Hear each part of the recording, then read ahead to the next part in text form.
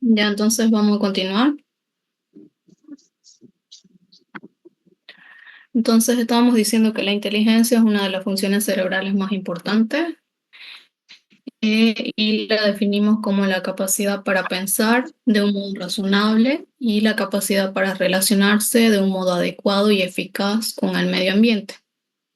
Hay dos clases de conocimiento, uno que es adquirido por aprendizaje mecánico, eh, de forma repetitiva incluso, que no se llega a entender totalmente, y un aprendizaje racional y comprensivo en el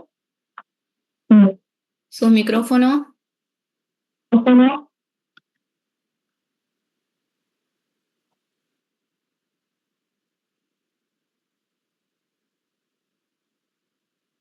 y un aprendizaje más racional y comprensivo en el que intervienen factores ya personales como la motivación, les decía, o factores también ambientales, ¿no?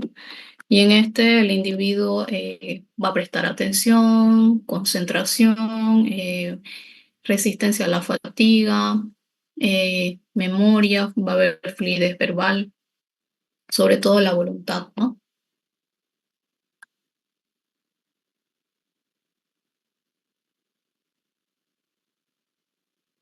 Hablamos de déficit de la inteligencia eh, durante el periodo de desarrollo que implica que haya un retardo mental, ¿no?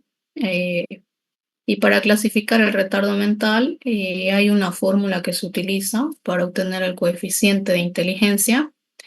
Entonces, la fórmula se caracteriza por, o es el resultado de la edad mental dividido entre la edad cronológica por 100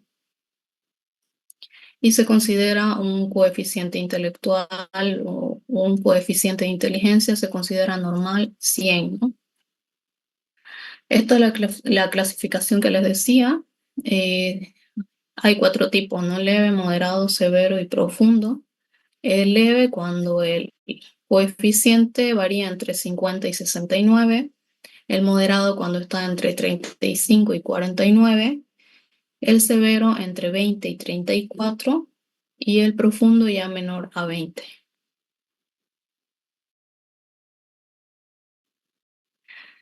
Hay algunas consideraciones que son importantes en la clasificación entre los severos y los moderados, en los cuales decimos que es, son entrenables en los casos de los severos, cuando el coeficiente está entre 20 y 34. Es decir, estos pacientes a través de programas especiales pueden aprender cuidados básicos, pueden aprender a realizar tareas fáciles, ¿no? Y decimos que son educables cuando el coeficiente está entre 35 y 69 y es moderado, entonces el paciente puede llegar a tener una vida casi normal, ¿no? Incluso salir bachiller, no sé, estudiar algo más técnico, eh, va a poder tener una vida casi normal, ¿no? Hablamos de deterioros o pérdidas de inteligencia cuando generalmente aparecen en edades ya avanzadas, ¿no? Eso vamos a ver en las demencias, mayormente en la demencia. Para explorar la inteligencia, debemos explorar la capacidad de análisis, la capacidad de síntesis, la capacidad de abstracción. Y se hacen pues en la entrevista algunas preguntas. Por ejemplo, aquí hay algunas, podemos preguntarle en qué se parece una naranja a un plátano, en qué se diferencia un coche a un avión, qué significa alguna frase que le digamos, ¿no?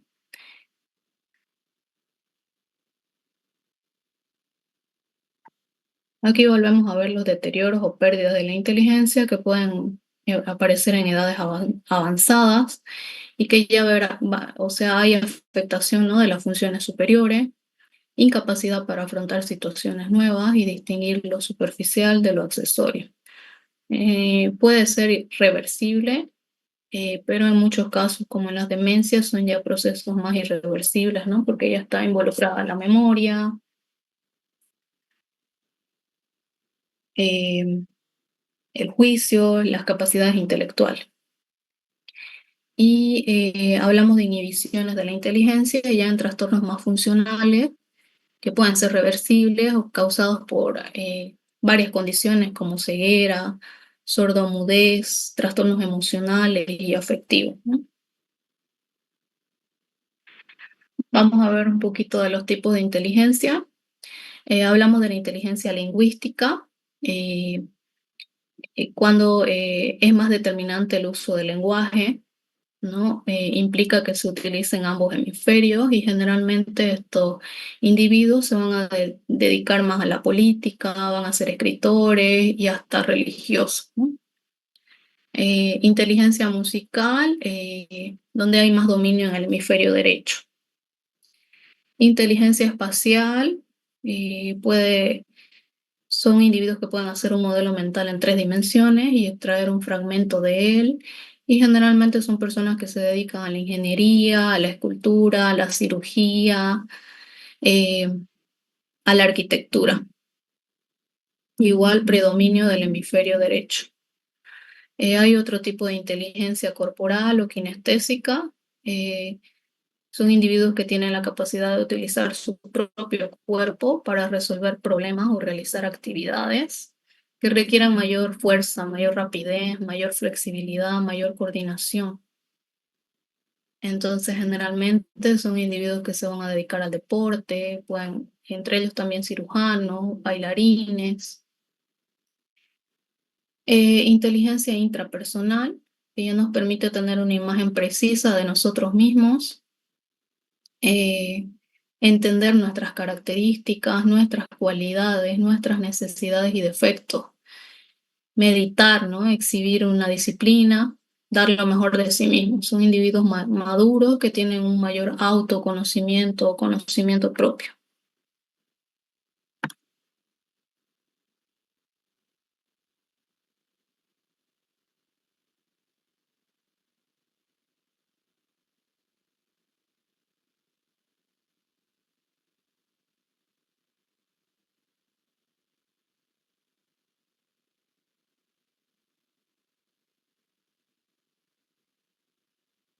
Entonces, continuando, hablamos de la inteligencia interpersonal, que nos permite entender mejor a los demás, manejar bien todo lo que tenga que ver con las relaciones humanas, la empatía, reconocer sus motivaciones, sus razones y sus emociones que los desenvuelven, que los mueven, ¿no? Es la capacidad para reconocer y responder a los sentimientos y personalidades de los otros.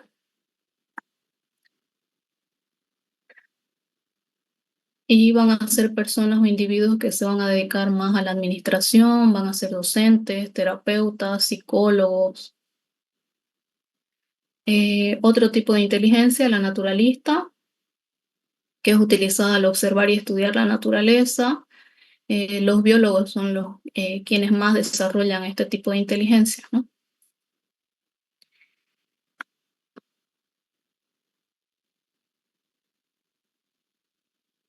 Entonces, entre lo más importante de la inteligencia, podemos decir que, en resumen, bueno, es una facultad personal, ¿no?, de cada individuo de adaptarse a nuevas exigencias que se puedan presentar, ¿no?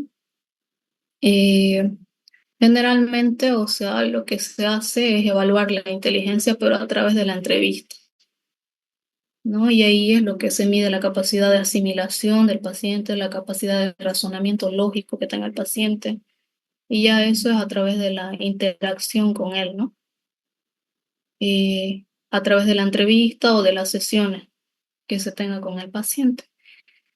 La asimilación eh, la vamos a evaluar o determinar de acuerdo al lenguaje que tenga el paciente, la riqueza de palabras que utilice, cómo se comunica, ¿no?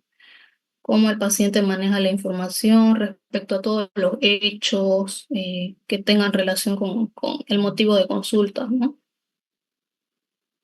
O todo lo relacionado con su enfermedad, los sucesos más importantes en su familia o en su ambiente social. Y bueno, la capacidad de razonamiento lógico que evaluar durante la entrevista es la habilidad que tenga el individuo o el enfermo de comunicar y escoger la información que sea más importante, ¿no? Eso sería lo más importante de inteligencia. Ahora vamos a ver juicio. Entonces, el juicio es una facultad también de la inteligencia que permite distinguir lo verdadero de lo falso. Eso es lo más importante que podamos decir, ¿no? Y bueno, en todo aspecto y principalmente en el aspecto, en el plano moral, diferenciar el bien del mal. También podemos decir que es la capacidad para ejercer la crítica, tener un conjunto de opiniones formadas, tanto de sí mismo como del entorno.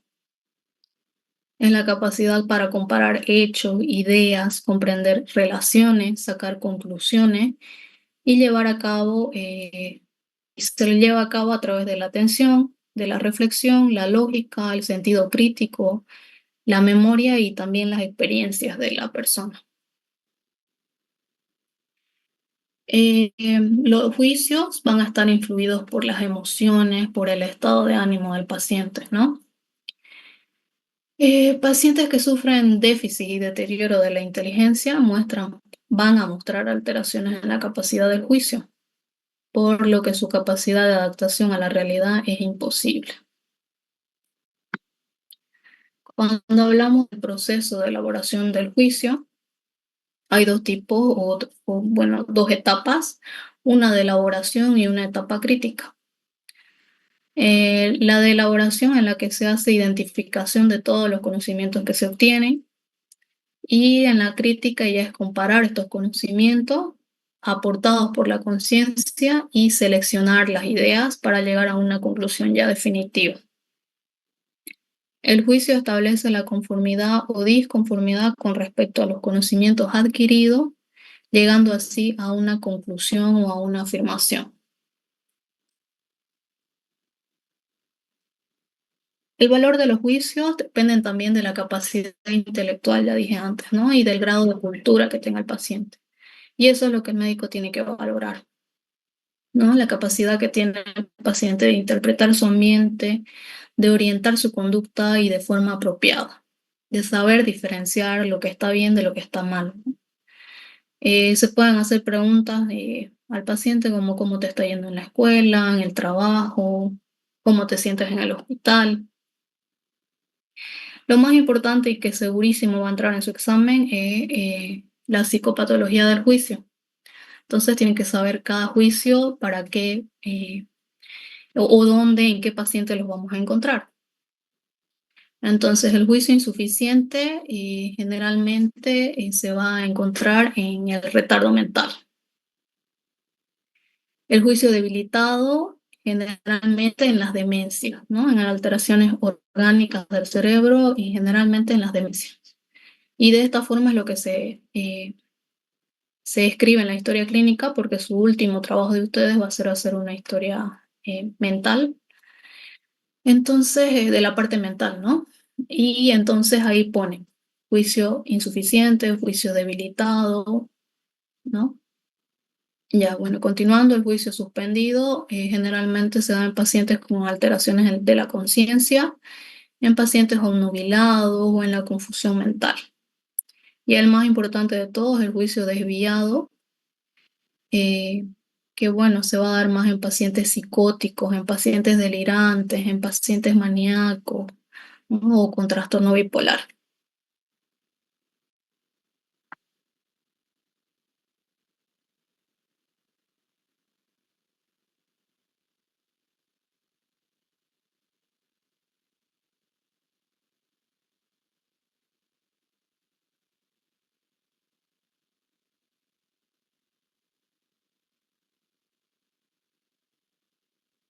Bueno, entonces el juicio del paciente debe ser valorado y debe ser comparado con sus vivencias pasadas, ¿no? Eh, si sus objetivos están en línea, si están en línea con su trayectoria, si son acordes con sus capacidades, si mantiene su buen juicio. Muchos trastornos psiquiátricos van a afectar la capacidad del juicio, por lo cual es importante valorar de forma sistemática y amplia la capacidad de juicio de todos los pacientes. Incluso pacientes con síntomas moderados pueden tener alteraciones sobre el juicio, ¿no? Hay algunas otras preguntas, por ejemplo, se puede preguntarle cómo ve el futuro, cuáles son las posibilidades para comenzar de nuevo en la vida. ¿Piensa usted que puede realizar un gran invento? ¿Hay alguna posibilidad de que usted se vuelva famoso? Estas preguntas consiguen que el paciente haga una conexión entre su estado actual y el futuro. Generalmente, pacientes con algún nivel de retraso eh, tienen objetivos poco realistas, ¿no? Eh, Seleccionan medios inapropiados para conseguir esos objetivos y no tienen conciencia de sus límites. Un paciente con esquizofrenia también maneja de manera inadecuada, ¿no? Contesta manejando o contesta de acuerdo a sus delirios y de manera inapropiada.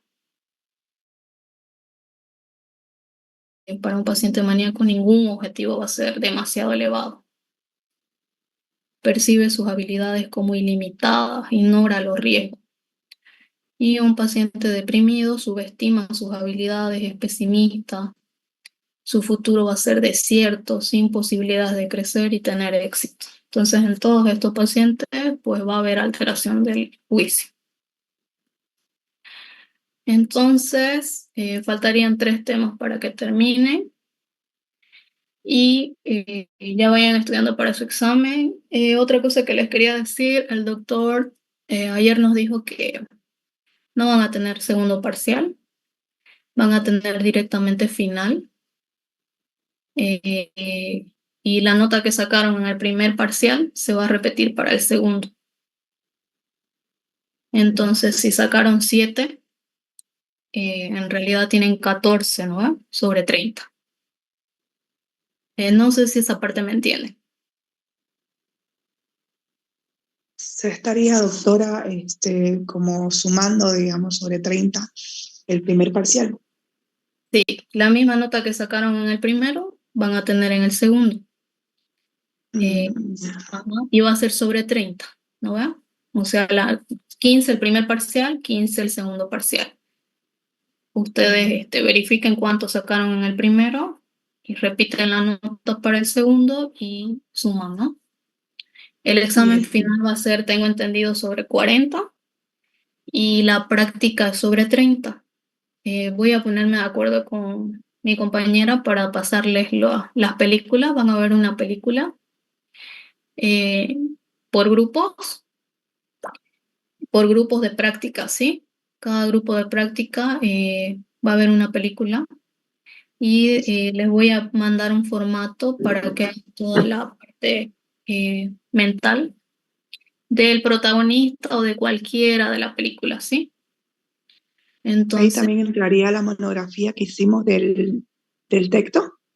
sí, exactamente, ya tienen una nota ya para la práctica, que sería la monografía, y esta sería la segunda nota, la práctica sobre 30. El trabajo que presentaron es sobre 15 y este va a ser sobre 15. Ah, ya, El doctora, mapa gracias. mental, ¿no, doctora? Sobre el personaje. ¿Cómo? El mapa mental que decía, ¿no, doctora? Eso va a ser el otro trabajo práctico. Sí, es una historia clínica, pero no es completa, solamente nos importa la parte de la evaluación mental, ¿no? Todos los temas que están viendo, que tienen que analizar, o sea, van a analizar la atención, cómo está la atención, cómo está el razonamiento, la inteligencia, la sensopercepción. Entonces, yo les voy a mandar en PDF el formato de la parte, de toda esa parte que queremos, y ya les voy a ver qué películas les mandamos. Eso le vamos a mandar todo por el grupo, ¿ya? Ya, doctora, entonces quiere decir que de la película es lo que tenemos que hacer en la historia clínica. Sí, exactamente, de la película. Ok. Del protagonista, Sí. ustedes van a elegir cuál, ¿ya? O sea, puede ser del protagonista o puede ser de cualquier otro, pero ustedes eligen de qué personaje de la película. Perfecto. Ya. Está bien, doctora. Y Entonces vayan a estudiar. directamente haríamos la evaluación mental, ¿no, doctora? Más no los Directamente. datos.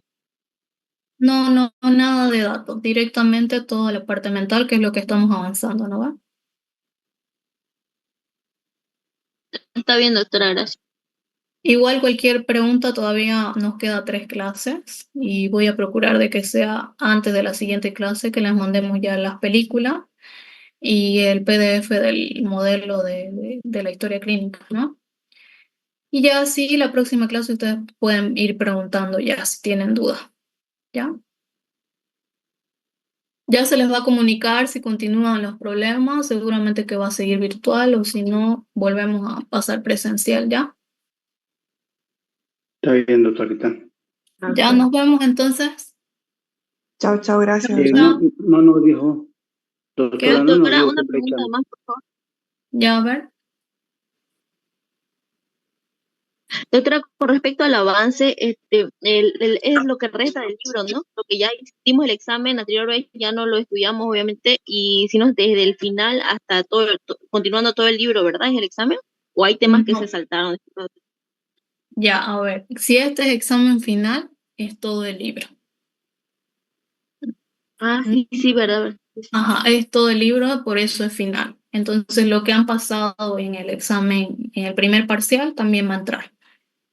Ya, y con suerte tienen si se repite, o sea, puede que tengan suerte y se repite alguna de las que ya han entrado, ¿no? Ujú. Pero va a entrar todo. Y para eso son las clases, lo más importante es lo que lo decimos en clase. Entonces, el que asiste a clases, ha escuchado al doctor porque ha dado varias clases, ha repetido algunos temas, ¿no? ¿Va? Entonces, esos van a estar preparados. Que lo más importante se los ha dado. ¿Ya? Doctora, al final va a ser virtual como el parcial. Igualito, va a ser igualito como el primero. Lo que no sé es si van a hacer el mismo número de preguntas o no, pero va a ser igualito. Se les va a enviar igual un enlace, un link, y va a ser un sábado también. 30, no recuerdo qué día cae, pero generalmente son los sábados. 30 es sábado, doctora. ¿Ve? Entonces, ajá. Es más, o sea, pienso que va a ser el 30. Así que vayan estudiando ya. Ya. Solo Doctorita, quedan muchas 3 gracias. clases y ya su examen. Ok, Gracias, doctorita. Ya. Gracias, doctora. Chao, Gracias, chao. doctora.